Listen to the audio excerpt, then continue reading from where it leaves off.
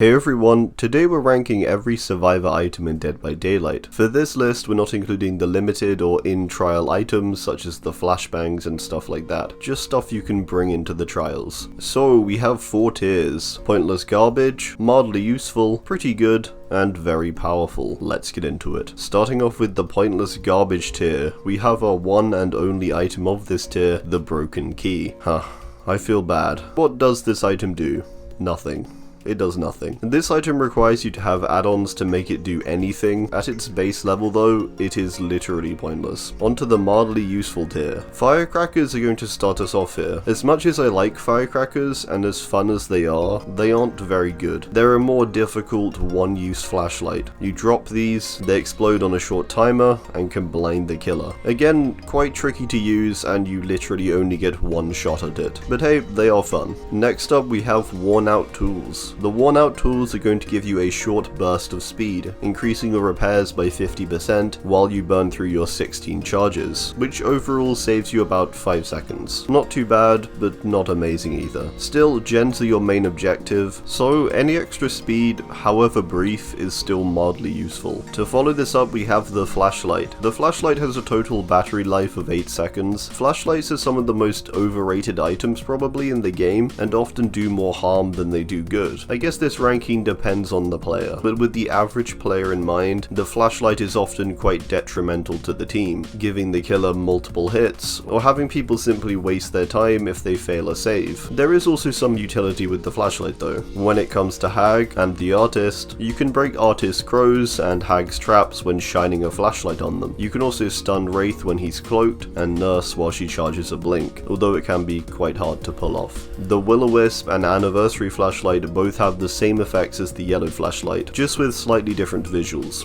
So they're all on par here. Alex's toolbox is up next. This one I feel is very debatable on how useful it is. This toolbox is not for doing gens. It fills the very specific role of sabotaging things at a very fast speed. It only increases gen repair by 10%, much lower than many of the others, but increases sabotages by 50%. It also has quite a sizable 24 charges. Again, this one is very debatable. However, the amount of hooks you can break and the speed you can do it at is quite powerful. I would argue this puts it in about the same area as the flashlight. An average Sabot player can probably get about the same amount of saves as a flashlight user, so I think I'm going to stick it around this area. It could reasonably be argued to be higher, especially considering a coordinated team. The sport flashlight is up next. This can do everything the yellow one can, except it just does it a little bit better. It has the same 8 seconds of battery life, but 20% better accuracy and a decreased depletion rate. It's very marginally better. Battery is typically the most important thing for a flashlight I think though, so it's still pretty much in the same area as the yellow one. The map is going to be next up.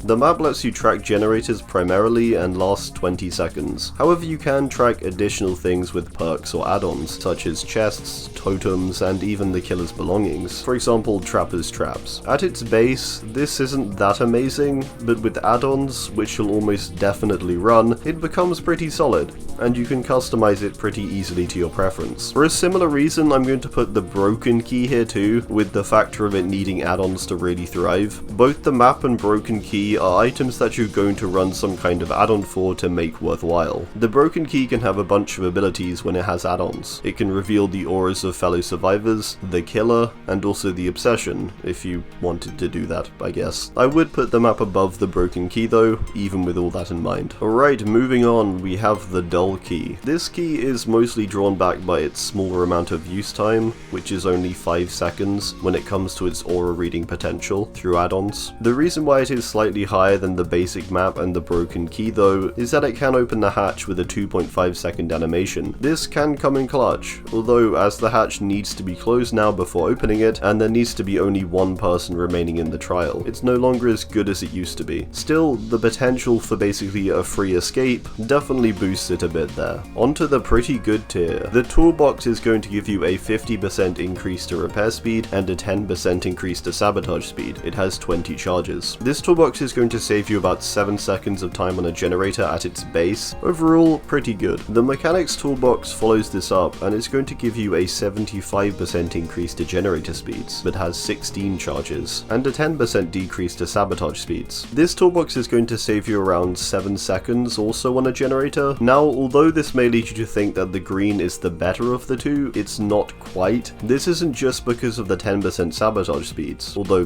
that is nice, but the yellow toolbox has more charges. A bit like the flashlights, duration is kind of the best for toolboxes. So although it's minimal, with the best add-ons the yellow toolbox can be about a second faster than the green, and can also let you sabo slightly quicker. So the yellow is going slightly above the green. Sorry if that was a bit confusing.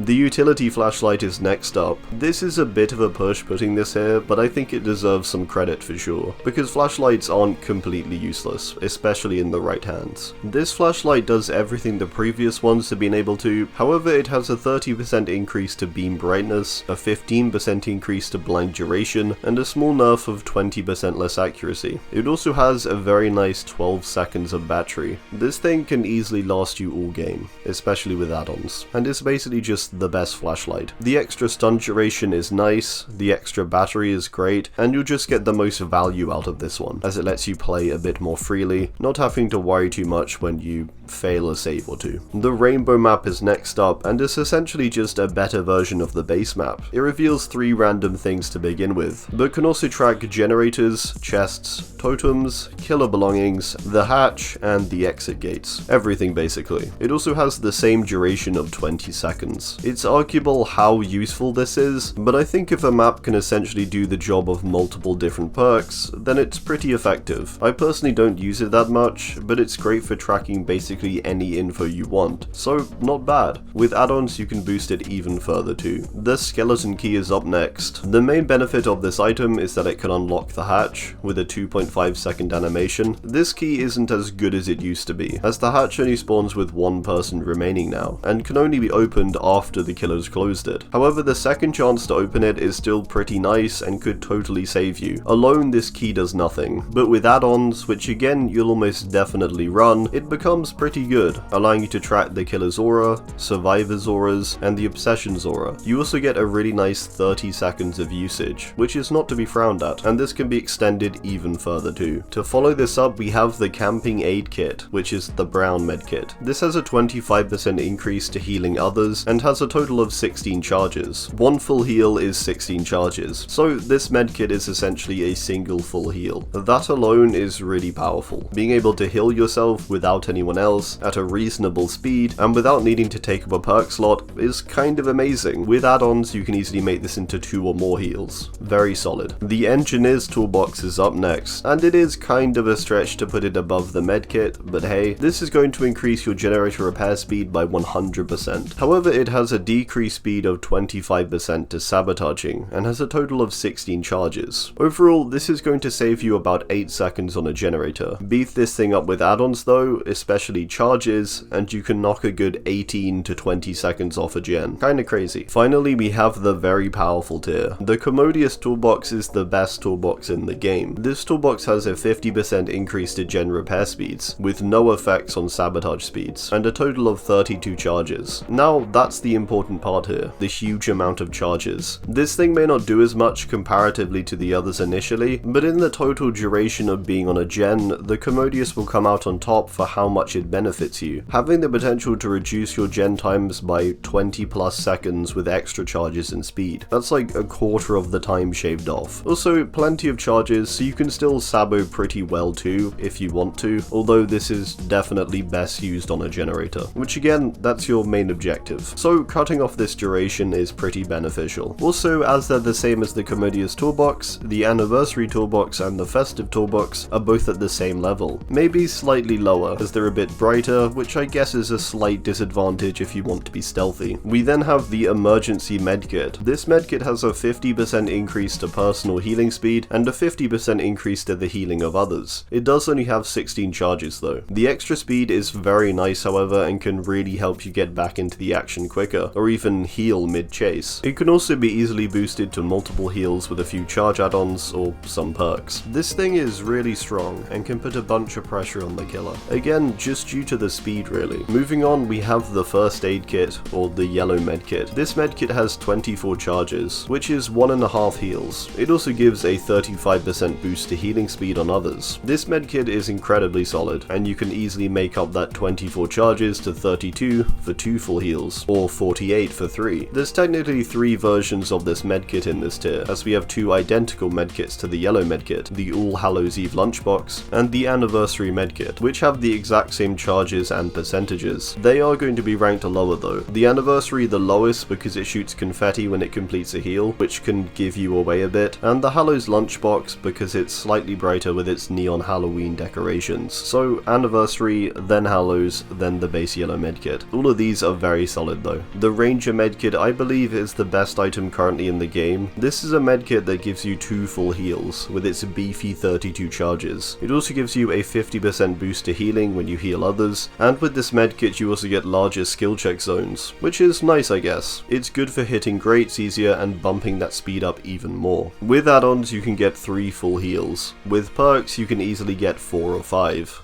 This thing is kinda broken. Alright, well that's gonna do it. I do hope you enjoyed, and be sure to drop your own thoughts on this down below. Thanks, and goodbye.